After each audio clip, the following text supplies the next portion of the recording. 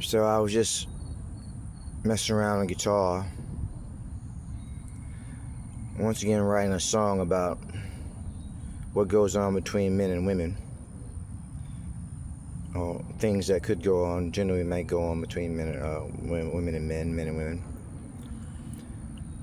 Yin yang thing, And I started thinking about things,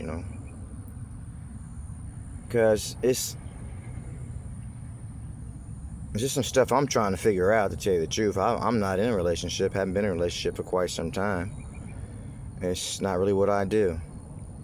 So when I approach a song that goes on about such subject matters, I mean, if you ever get to hear me around the world to an extent or another, to a degree or another, wherever it may be at in the world, and you start prying into my business, you'll find out that it's really not what I do. So you wonder what the hell it is that I'm talking about. Well, it's not that hard to figure out, I guess, some of it. It's just a song. It's not the actual relationship. You know what I mean? Yeah. But if you ask me to write a book on it, I may stumble a little bit. It's a little more involved in the song, I think, lyrically speaking. Anyhow, which makes me kind of fucking wonder, do you really actually need somebody to be about it before you listen to what they're talking about, the music that they're singing about? Like Stevie Wonder, matter of fact, while I'm thinking about it, do you need him to be able to see in order to jam out to that song about that girl think that she's so fine that she can blow my mind? Probably not, if you look at the history of it all. It already speaks for itself. So he communicated quite a bit that he didn't understand to people who would understand it. But he did understand enough, I guess, to understand enough to make it convincing. Because he was writing for the seeing people, not so much for the blind. But every now and then he'd throw something in there to kind of flip your script a little bit, like jungle fever. She's got jungle fever. I got jungle fever. We're in love. What she don't know is I listen to every word she say in that song. The girl think that she's so bad, she can make me sad. What she don't know is I listen to every word she say. Anyhow, listen. I started thinking about my sister, my grandmother, and my sister's, my nephew's father, which is my sister's. Man, I guess they're still, well, I don't really know what's gonna happen. I mean, you're probably like, why are you telling their business? Well, it's like a song, to tell you the damn truth. That's another place where you get lyrics and inspiration from, people, and so on and so forth. And sometimes you keep it undisclosed, and sometimes you disclose it. Or maybe I should keep it undisclosed. Maybe it's not that big of a deal. Maybe it's kind of like it'll get out anyway, Right now, who really gives a shit? Handful of people, no views on YouTube. But if it gets out, it gets out. I mean, some like stuff and stuff, it'll get out. You're like, oh, who's that? Well, that's his sister, and she ended up with this guy, and they had a thing going on, and she cared about him, and he cared about her, and it wasn't about much more than that, I guess, as far as money goes. And I know I can overgeneralize out here about a lot of stuff, and I say they're looking, like Kanye West says, I ain't saying she's a gold digger, but she ain't looking for no broke nigga. But that's an overgeneralization. Who says that's what she wants to do in the first place, Maybe she doesn't want to consider all those things. Maybe she just wants to consider, I'm just looking for who I'm looking for. And that'll be a winner enough for me. It doesn't have to have the breadwinner paradigm in order for it to be what I'm looking for.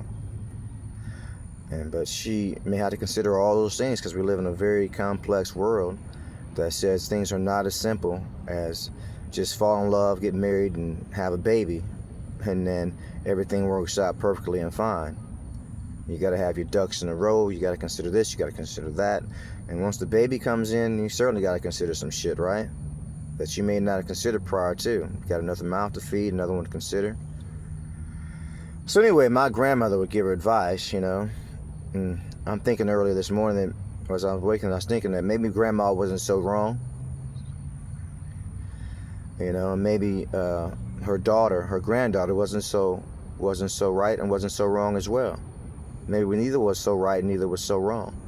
And that's the conundrum and predicament that we find ourselves in.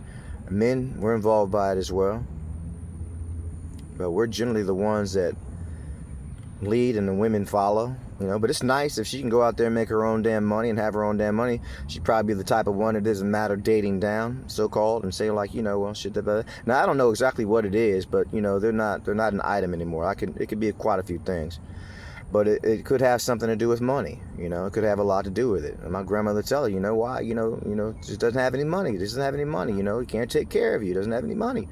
That was way back, and so now here it is.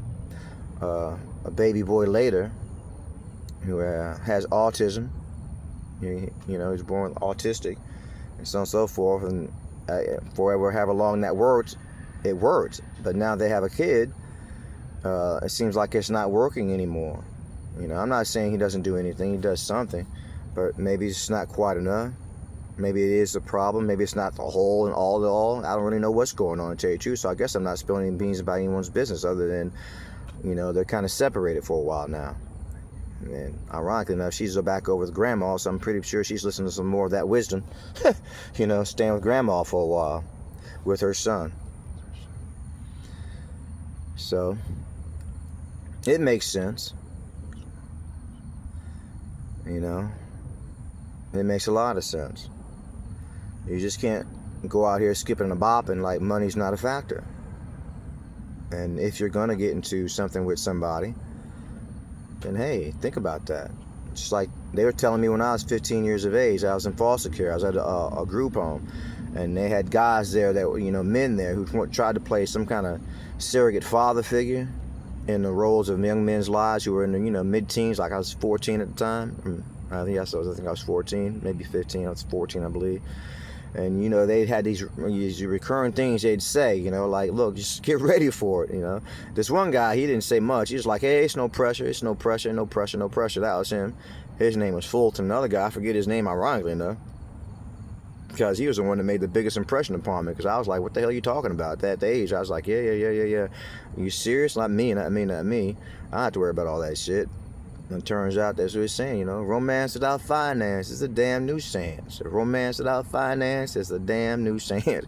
He might have been speaking for himself as well, because he had a job, but he didn't have the greatest paying job. And I was talking to this guy not too long ago, and he was a case manager, and he was telling me that as we got into a conversation, he had a job, and he's complaining about his pay and everything. He said, like, where it used to be like $60 a year, $60,000 a year was good enough. You know, it's not good enough anymore. You know, they're needing you to have a lot more than that. You know, a good bit more than that. You know, about $100,000, something higher up than $60,000 a year.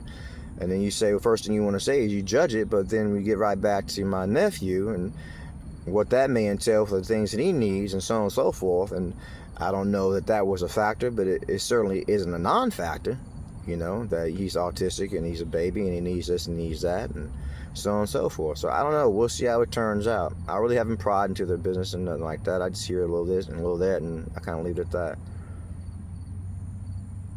But I mean, it's a story. If I were to write a book right now, right, a biography, an autobiography, you know, and put the damn thing out there about all this government shit that goes on with me, you know, and the Pentagon and all this shit, and somehow, somewhere that ended up in a book. You know, I'm not giving away anything that the world's going to say, well, what the hell is that, you know? I don't want to give away, I wouldn't give away delicate details. Hopefully that's not too delicate, because it's not really my MO, you know?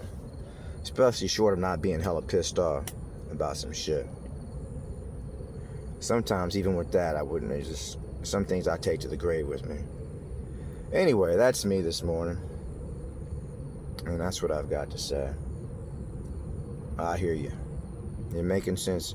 And otherwise, why would it be that way, you know? It's the world, man. It's not so much you. It's the world we live in. Without the world that we live in the way that it is, you'd be seeing people much different, I'm sure, than what they are right now. But that money, it talks and bullshit walks.